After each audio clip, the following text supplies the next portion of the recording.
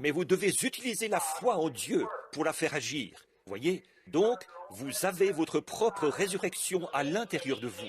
Votre résurrection se trouve à l'intérieur de vous, dans votre esprit. Or, vous savez, quand Jésus est mort sur la croix, son âme est descendue dans le séjour des morts, prêcher aux âmes qui étaient en prison, qui ne s'étaient pas repenties lorsque la passion se prolongeait au jour de Noé. Son corps est allé dans le tombeau, mais avant de mourir, il a remis son esprit entre les mains de Dieu. Entre tes mains, je remets mon esprit. Alors, vous voyez, son esprit est allé vers Dieu, son âme est allée au séjour des morts, son corps est allé au tombeau. Or, cet esprit qui était en lui, c'était l'esprit de Dieu. Cet esprit, à plusieurs reprises et de plusieurs manières, a oint les prophètes pour apporter le message aux gens, dans les derniers temps, à travers Christ, et maintenant, en ces jours-ci, à travers l'Évangile. Maintenant, quand nous recevons Christ dans notre cœur, il y a là tout ce dont nous avons besoin. Il y a la vie éternelle. Or, Christ ne pouvait pas revenir avant que 3 jours ne soient accomplis. En effet, son esprit était derrière un écran, comme une barre, comme ceci, de sorte qu'il ne pouvait pas franchir cette barre, parce que c'était la parole parlée de Dieu, qu'il devait reposer dans le tombeau 3 jours et 3 nuits. Donc, il ne pouvait pas revenir avant que ces 3 jours et 3 nuits ne soient écoulés. Puis, quand 3 jours et 3 nuits ont été écoulés, son esprit a pu repartir. Il est allé directement vers son âme, et son âme est venue reprendre le corps et accomplir ce qu'il avait dit. J'ai le pouvoir de donner ma vie, et j'ai le pouvoir de la reprendre. J'ai le pouvoir.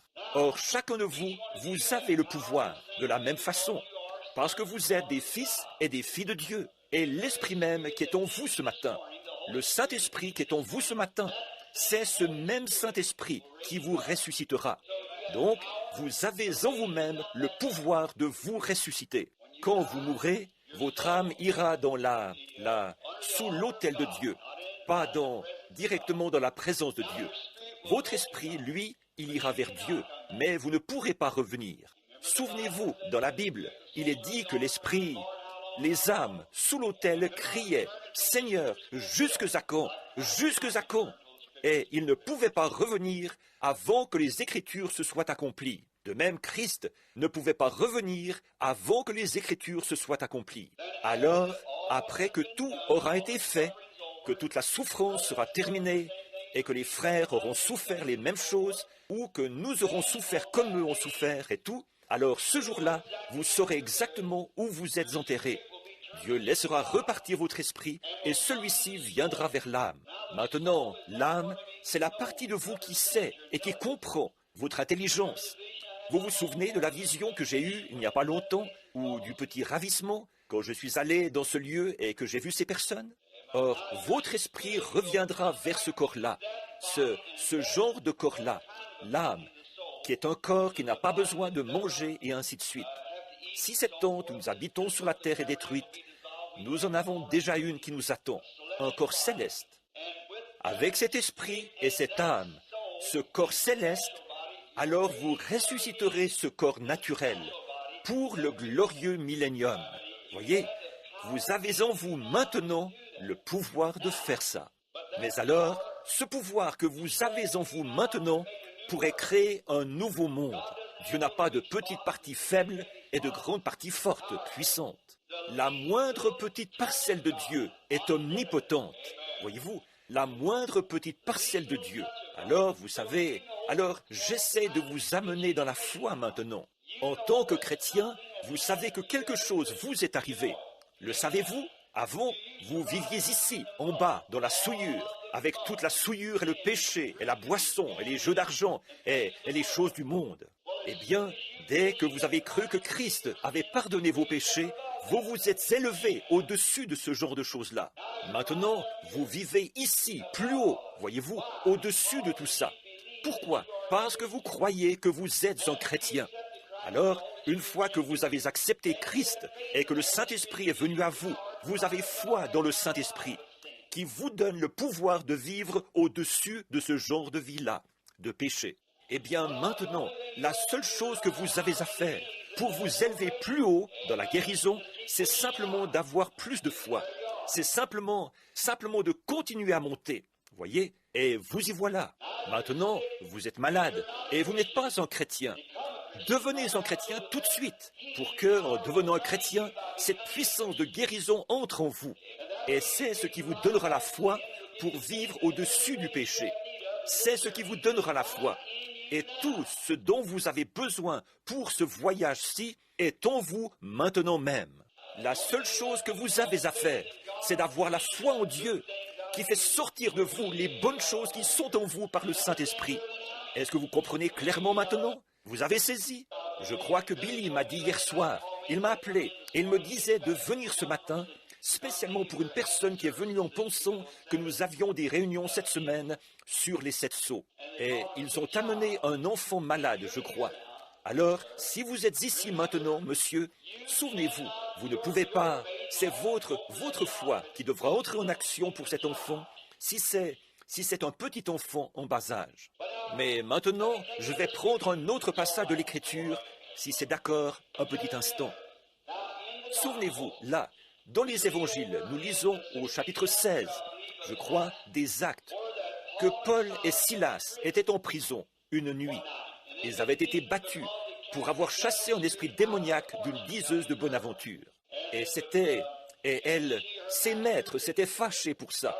Alors, ils les avaient battus et les avaient mis dans la prison intérieure. Après quoi, pendant que Paul et Silas priaient, alors Dieu envoya un tremblement de terre qui a secoué toute la prison. Le geôlier philippien, qui était centenier, alors, d'avoir perdu ses 6 prisonniers, il aurait à payer de sa propre vie la perte des prisonniers. Il a tiré son épée et il allait se suicider, quand Paul a accouru et a dit « Ne te fais point de mal, nous sommes tous ici ». Et ce centenier, disons, était de ceux qui avaient été impressionnés par Paul et les autres. Ils avaient peut-être chanté des cantiques, ils avaient peut-être témoigné ou fait quelque chose. Mais quoi qu'il en soit, ils savaient que c'étaient des hommes saints. Ils savaient qu'il y avait quelque chose de différent chez ces hommes-là. En effet, rapidement, il a demandé « Que faut-il que je fasse pour être sauvé? Que faut-il que je fasse pour être sauvé ?» Alors Paul a dit « Crois au Seigneur Jésus-Christ, et toi et ta famille, vous serez sauvés. » Eh bien alors, si de croire au Seigneur Jésus-Christ, ça ne veut pas dire que son salut à lui allait sauver sa famille. Mais s'il a assez de foi en Dieu pour son propre salut, il peut avoir la même foi pour sa famille. Et sa famille devra entrer aussi. Voyez-vous, même chose. Tout comme Job l'avait fait, comme je l'ai dit l'autre soir, là-bas en Géorgie à une réunion. J'ai dit, Job, il disait, « Bon, je ne sais pas si mes enfants péchaient, mais s'ils avaient péché. » Et Job avait une seule chose à faire, pour être juste, c'était d'offrir un holocauste. Il disait qu'il allait offrir l'holocauste. Et alors, si ses enfants avaient péché, ils seraient pardonnés de leurs péchés. Et c'était vraiment une bonne chose que leur père ait fait ça. C'était bien pensé de la part de ce père. Nous avons besoin de plus de pères de cette trempe aujourd'hui. Et Job a offert l'holocauste. Ça, c'était avant que sa tragédie commence. Mais quand tous ses enfants ont été tués, et toutes ses brebis détruites, et que tout ce qu'il avait lui a été enlevé, il était assis sur le tas de cendres derrière sa maison. Il se grattait avec un tesson. Avez-vous remarqué, après les jours de sa tragédie, quand Dieu s'est mis à lui redonner, là où il avait eu 10 000 têtes de bétail, et ainsi de suite, il lui en a redonné le double, et le double du nombre de ses brebis, et le double de tout. Mais, avez-vous remarqué, et Dieu a aussi donné à Job ses 7 enfants. Vous êtes-vous déjà demandé où ils étaient? L'Holocauste les avait représentés. Ils étaient sauvés dans la gloire. Ils attendaient qu'il arrive. Il est avec eux aujourd'hui. Toi et ta famille, vous serez sauvés. Voyez? Alors Job avait une seule chose à faire pour être juste. C'était d'offrir l'Holocauste. Vous avez une seule chose à faire pour être juste. C'est d'avoir la foi en Dieu. Car c'est par la foi que vous êtes sauvés. C'est par la foi que vous êtes guéris. C'est par la foi que vous recevez tout ce que vous avez. Voyez? C'est par la foi que vous le croyez. Alors, crois au Seigneur Jésus-Christ, et toi et ta famille, vous serez sauvés. Maintenant, monsieur, si vous avez ici avec vous le bébé pour qui on doit prier, croyez vous-même. Je suis ici pour mettre ma foi avec la vôtre. Et ensemble, nous allons croire que Dieu guérira ce bébé. Vous voyez, nous avons en nous le pouvoir de faire ça. Vous avez en vous le pouvoir de le faire. Chaque chrétien a le pouvoir de le faire. Mais maintenant, si nous pouvons seulement arriver à... Ce pouvoir est contrôlé par une loi. Comme je l'ai souvent dit, c'est comme la gravitation qui contrôle l'eau, parce que c'est une loi. La gravitation contrôle l'eau. Le soleil est contrôlé par la Terre, la rotation de la Terre. Vous ne pouvez pas faire quelque chose au soleil, là, dire « Je crois que j'ai envie de dormir un peu plus longtemps. Retiens-toi 1 heure. » Il ne le fera pas, voyez-vous, parce qu'il y a une loi. Si vous agissez selon cette loi, eh bien, alors, tout ira bien. Si vous vous couchez à l'heure, vous pourrez vous réveiller à l'heure. Et si vous, par exemple, nous avons le lac supérieur, le lac Ontario, le lac Huron et tous les grands lacs là-haut. Nous avons des dizaines de milliers d'acres de terre au Nevada, en Californie, en Arizona et au Nouveau-Mexique qui sont en train de griller à cause du manque de cette eau. Des terres où on pourrait cultiver n'importe quoi. Vous pourriez nourrir le monde entier là-bas, si seulement vous aviez là-bas cette eau qui se trouve là-haut. Et ces lacs n'en seraient pas affectés, parce qu'ils sont alimentés par des sources. Dès que leur niveau baisse, ils remontent aussitôt, parce que la gravitation le maintient là. Eh bien, alors, si vous pouvez agir selon la loi de la gravitation, vous pourrez prendre tous les grands lacs et arroser toutes les contrées là-bas et nourrir le monde entier. Plus personne n'aurait faim. Mais vous ne pouvez pas rester assis là et dire « Oui, je le vois, c'est sûr, il faut que vous alliez le faire. » Eh bien, c'est pareil pour la loi de Dieu. La loi de Dieu, c'est la foi. Nous avons la foi ici ce matin pour guérir toute maladie, pour tout faire. Mais c'est contrôlé par une loi. Et cette loi, c'est la foi. La loi de Dieu, c'est la foi. Jésus a dit « Tout ce que vous demandez en priant, si vous pouvez croire que vous l'avez reçu, cela vous sera accordé. » Voilà. Alors, c'est la foi qui contrôle ça. Et la foi nous est donnée selon le besoin que nous en avons. Or, Dieu donne à certains d'entre nous une certaine portion de foi, à d'autres une autre portion de foi. Ce n'est pas une grande puissance surnaturelle que vous avez, parce que quand vous devenez chrétien, vous avez déjà la puissance, mais vous manquez de foi pour faire agir cette puissance. Alors maintenant, ce matin, quand vous viendrez pour qu'on prie pour vous, souvenez-vous, la Bible a dit ceci. Ceci est vrai. Jacques 5, 14. S'il y a parmi vous des malades, qu'ils appellent les anciens de l'Église, que les anciens les oignent d'huile et qu'ils prient pour eux. La prière de la foi sauvera le malade et Dieu le relèvera. C'est une promesse, si vous y croyez. Donc, voyez-vous, la guérison est donnée sur une base individuelle. Elle l'était aussi au jour de Jésus de Nazareth. Il ne pouvait pas guérir les gens en allant contre leur propre foi. Il disait « Je le peux si vous croyez. Si vous croyez que je suis capable de faire cela, je peux le faire. Si vous pouvez le croire. » Ainsi, certaines personnes projettent la puissance de guérison sur quelqu'un d'autre, des évangélistes. Ce n'est pas ça. La puissance de guérison est en vous. Elle est en vous. Ils mettent simplement la charrue avant les bœufs. L'évangéliste n'a pas le pouvoir de guérir. C'est le Saint-Esprit qui a le pouvoir de guérir. Et vous avez le Saint-Esprit. C'est le petit arbre que vous êtes. Et toutes les choses dont vous avez besoin sont en vous. Ainsi donc, vous commencez simplement à boire de la promesse de Dieu, à dire « C'est la vérité. Dieu a dit qu'il me guérirait. Par ses meurtrissures, je suis guéri. » Voilà, vous savez ce que vous faites? Vous commencez à faire sortir de vous la guérison, c'est tout, voyez? Et alors quoi? Les autres peuvent voir ce que vous avez. Or, qu'est-ce que c'est? La foi est une ferme assurance des choses qu'on espère, une démonstration de celles qu'on ne voit pas. Je pourrais planter ce petit arbre quelque part. Je ne vois pas les pommes, mais elles sont en lui. Ce petit arbre sait qu'elles sont en lui. Alors, il commence simplement à boire, à pousser, parce qu'il savait, c'est en moi. Je vais les faire sortir au bout d'un moment. Donnez-moi un peu de temps. Gardez-moi encore un peu de temps. Il continue simplement à boire. Oui, je sais que les pommes sont en moi. Je vais les faire sortir au bout d'un moment. Et tout à coup, les voilà qui arrivent. Voilà les pommes qui arrivent, parce qu'il croyait qu'elles étaient en lui. Et si vous croyez que la puissance du Saint-Esprit est en vous pour vous guérir, alors voilà, continuez simplement à pousser. Voyez, vous avez la foi. Vous ne pouvez pas voir les résultats tout de suite. Vous ne les voyez pas. Maintenant, voyez-vous, Jacques a justifié Abraham par ses œuvres. Paul a justifié Abraham par sa foi. Que dirons-nous donc entre les deux? Abraham parlait de ce que, je veux dire, Paul parlait de ce que Dieu avait vu en Abraham. Et Jacques parlait de ce que les gens avaient vu en Abraham. Voyez? Bon, voyez? Donc, Dieu le savait avant que le bébé vienne, qu'Abraham avait la foi. Et Abraham l'a prouvé à Dieu en agissant comme si le bébé allait venir, alors qu'il était stérile. Il n'avait pas d'enfant, le sein de sa femme était mort, et lui, il était stérile. Mais pourtant, il savait que quelque part, à l'intérieur, se trouvait ce bébé. Vous voyez, il a continué à boire la promesse. Il s'appuyait contre le grand El Shaddai de Dieu, la mamelle. Il s'appuyait là, il buvait, en sachant que Dieu le lui donnerait. Il savait que c'était une promesse et qu'il devait le faire.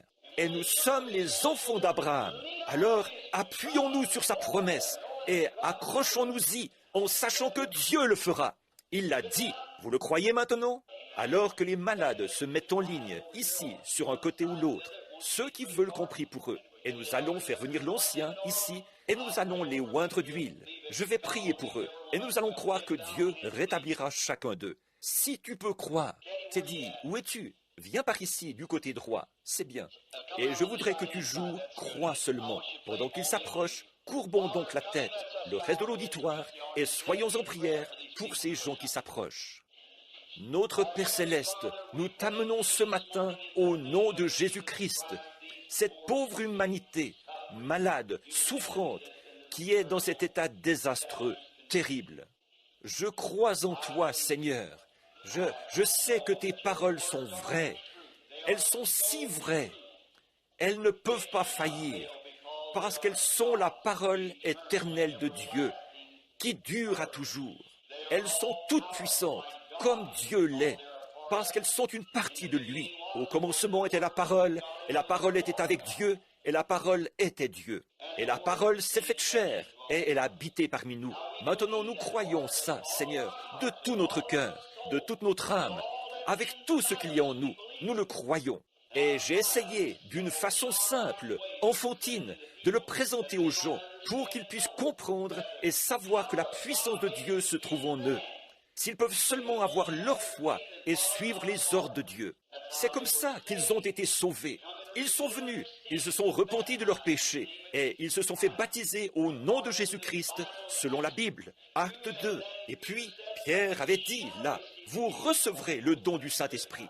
Et il est bienvenu, parfaitement, parce qu'il est la parole de Dieu manifestée. Eh bien, maintenant, Père, nous savons que la même chose est vraie quand nous soignons les malades et que nous prions pour eux. La prière de la foi sauvera les malades. Dieu les relèvera.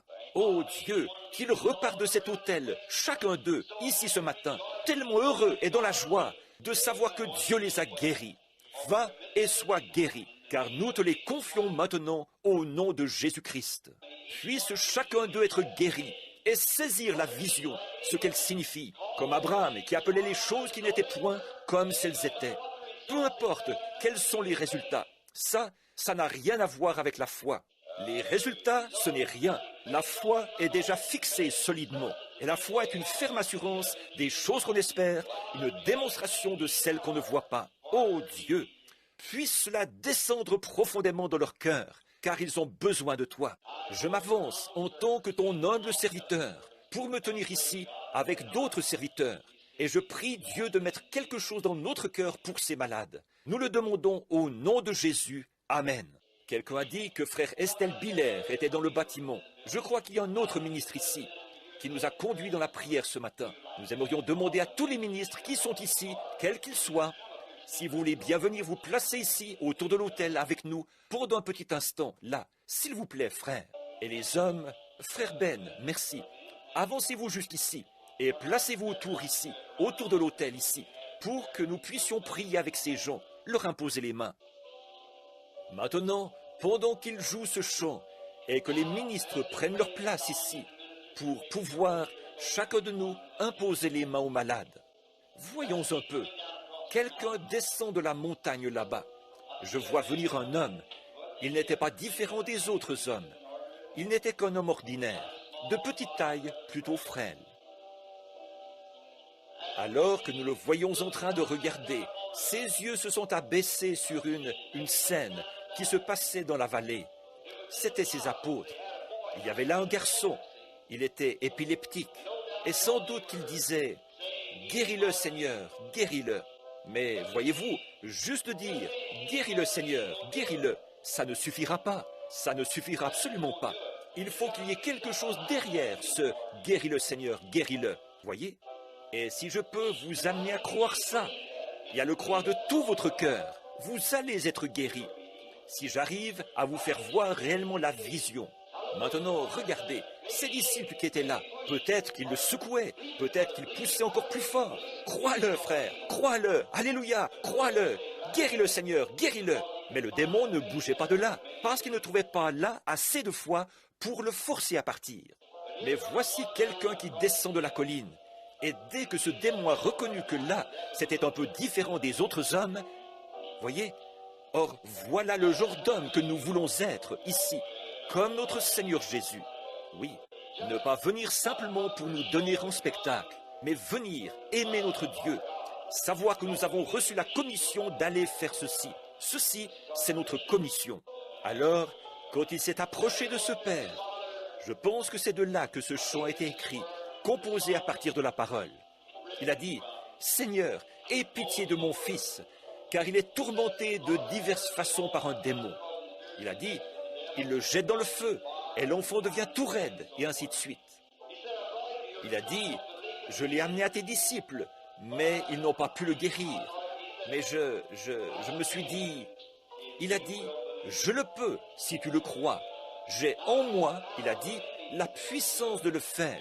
Si tu peux le croire. » Est-ce que Dieu permettrait que ces gens qui sont assis ici ce matin, accablés par le cancer, qui ont été accablés, cloués au lit par le cancer, la leucémie, la maladie, l'affliction, est-ce que Dieu guérirait cela et vous laisserait de côté? Sûrement pas, non, voyez. Or, il ne faillit pas. Je le peux si tu le crois. Qu'est-ce qu'il a dit?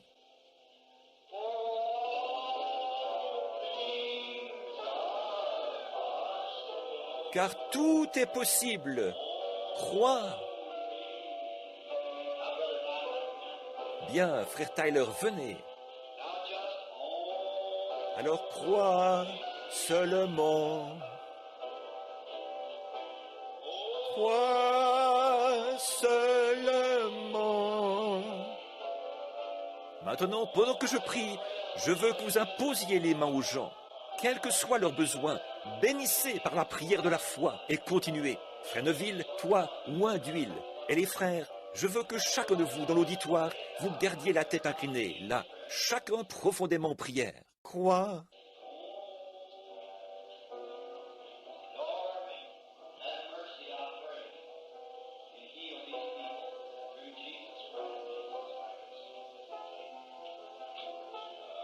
Seigneur, fais miséricorde, je prie, et guéris ces gens par le nom de Jésus-Christ. Amen.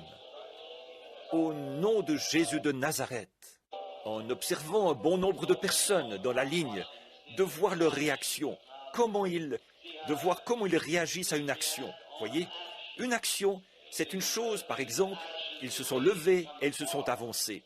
Une autre chose, c'est la façon dont ils réagissent à cette action qu'ils ont accomplie. Après qu'ils en sont venus à croire que, quand on aura prié pour eux, ils seront guéris. Alors observez la réaction de leur action. Bon, notre pasteur a son message pour nous ce matin, j'en suis sûr. J'aimerais faire une observation sur quelque chose, un petit instant. Une jeune catholique s'est tenue là, près de l'autel. Il y a quelques jours, elle était chez moi, elle et son mari. Et je connais son mari depuis longtemps. Et il y a eu quelque chose là, pendant que nous étions assis pour un entretien privé. C'est là que nous avons eu la vision. C'est là que nous... Avant, je faisais ça ici à l'église, mais ça prenait la matinée et tout. Et donc, c'était là. Je n'ai rien dit du tout, étant donné que c'était une jeune fille. Et une autre chose, elle avait, depuis toujours, été élevée dans une église catholique et tout. Mais elle s'est mise à parler pour sa mère. Et à ce moment-là, j'ai eu une vision de sa mère. Je lui ai dit quel était le problème de sa mère. Je l'ai décrite et l'apparence extérieure de sa mère. Bien sûr, c'est à elle d'en juger, si c'était juste ou pas. Je n'avais jamais vu sa mère de ma vie. Ça, elle le sait. Et cette jeune fille, ce matin, elle est venue à l'autel, ici. Elle s'est tenue là pour faire une confession et accepter Christ comme son sauveur. Elle a fait ça à l'hôtel ce matin. Frère Neville, sans le savoir, il a ointe d'huile. La façon dont Dieu agit. Il a ointe d'huile pour les malades. Mais observez l'action du Saint-Esprit. Maintenant, comme elle avait été ointe, pas vraiment malade, mais ointe. Voyez-vous comme ça fait tout concourir au bien? Maintenant, elle s'est tenue là, comme chrétienne, après être devenue ce que nous croyons être une chrétienne. Alors elle a dit, « Voudriez-vous prier pour ma mère? Elle est malade. » C'est la même personne. Donc, l'huile d'onction a été appliquée en avance. Je me suis dit que ça convenait vraiment bien, voyez-vous, de la part de quelqu'un qui vient d'être sauvé. Christ a pris notre parti à tous. Il prend le parti de tous. Et dès que cette jeune fille est devenue chrétienne, alors elle aussi, elle veut prendre le parti de quelqu'un. Ce qui montre que l'Esprit de Christ entre en nous quand nous sommes réellement sauvés. Ça, c'est vraiment bien. J'apprécie certainement ça. Ce bel esprit chrétien, de foi. Maintenant, souvenez-vous, là. Maintenant, à l'égard de cette jeune femme, elle est ici quelque part. Et d'une autre catholique qui est venue. Et j'aimerais dire ces paroles juste avant de remettre le service à notre pasteur. Voyez-vous, ceci. L'Église catholique, là, autrefois, elle était comme cette Église-ci. Si vous reprenez la Bible et que vous la lisez, en effet, c'est ce que nous croyons. Et c'est ce que vous savez, que l'Église catholique était la première Église. C'est vrai. Mais elle s'est éloignée de ses enseignements. Ceci, c'était l'enseignement de l'Église catholique. Mais voyez-vous, ils ont 600 et quelques autres livres que des papes et autres ont écrits, qui sont tout aussi saints pour eux que l'est cette Bible. Donc, voyez-vous, ce que c'est, vous n'avez pas changé. Ce que vous avez fait, vous venez de vous convertir. C'est tout, voyez. Maintenant, si vous prenez, évidemment, il doit peut-être y en avoir parmi vous, les deux de ce matin, c'étaient des femmes. Il se peut qu'il y ait des catholiques parmi les hommes assis ici. Si vous reprenez l'histoire de l'Église, si peut-être vous demandiez à votre prêtre l'action des apôtres dans la Bible ici, est-ce que c'était comme ça que eux, est-ce que c'était les premiers catholiques? Il vous dira oui, et c'est vrai, ils l'étaient. Or, regardez quelle sorte de religion ils avaient. Ils se rencontraient dans des petits lieux, tout simples. Ils ne disaient jamais de « Je vous salue Marie » ou de « Notre Père ». Ça, c'est une tradition de l'Église. Qu'est-ce qu'ils disaient? Ils louaient Dieu, ils poussaient des cris, ils pleuraient. Regardez là, dans Acte 2, quand le saint apôtre Pierre et Jacques et Jean et tous, ils étaient ensemble. La Bible dit qu'ils ont parlé en langue. Et ils poussaient des cris, et ils agissaient même tellement remplis de l'esprit qu'ils agissaient comme s'ils étaient ivres. Et à un tel point que les gens du dehors ont demandé, ne sont-ils pas tous des ivrognes? Et alors Pierre, l'apôtre, le très saint Pierre, quand il s'est levé, alors il a dit, « Hommes, frères, ces hommes ne sont pas ivres, mais ils sont remplis de l'esprit, comme la Bible l'avait dit. » Maintenant, ça, c'était l'Église catholique du début, selon leur enseignement. Or, voyez-vous, environ 200 ans plus tard, les dignitaires ont commencé à entrer dans l'Église. Alors, qu'est-ce qu'ils ont fait? Ils ont établi leur première organisation au Concile de Nicée en l'an 606 de notre ère. Ils ont formé quand le Concile de Nicée s'est tenu à Nicée, Rome, ils ont commencé à faire entrer tous les grands dignitaires. Ils ont simplement formé une église et établi une église. Après ça, elle s'est fractionnée 4 ou 5 fois. Ils sont passés, à partir de là, à l'évêque. De l'évêque, ils sont passés à un pape. Et de là, il y a eu les orthodoxes grecs et différents autres groupes, jusqu'à ce qu'il l'ait complètement fractionnée. Et vous voyez où elle en est aujourd'hui. Elle est vraiment fractionnée en toutes sortes de groupes. Mais ce que nous essayons de faire, mon ami catholique, voyez-vous, nous aussi, nous sommes catholiques. Nous sommes les premiers catholiques, ceux du début, et le nom d'église qu'ils nous donnent maintenant. En général, nous sommes regardés comme des pentecôtistes, parce que nous croyons à la bénédiction pentecôtiste. C'est là que l'église catholique s'est organisée. Et dans nos organisations de Pentecôte aujourd'hui, si ce monde durait encore 500 ans, cette organisation de Pentecôte serait plus formaliste que l'Église catholique romaine l'est aujourd'hui. Elle s'éloigne toujours plus de la même manière. Et quand ils s'organisent, ils en font un club. Et alors ils deviennent simplement un club, des membres et des âmes inconverties. À mes chers et précieux frères et sœurs, à chacun de vous, en tant que serviteur de Dieu, je n'ai jamais dit ceci auparavant dans le monde, dans cette Église, je ne l'ai jamais dit. Mais en tant que prophète du Seigneur, je vous dis, voici la lumière. marchez-y.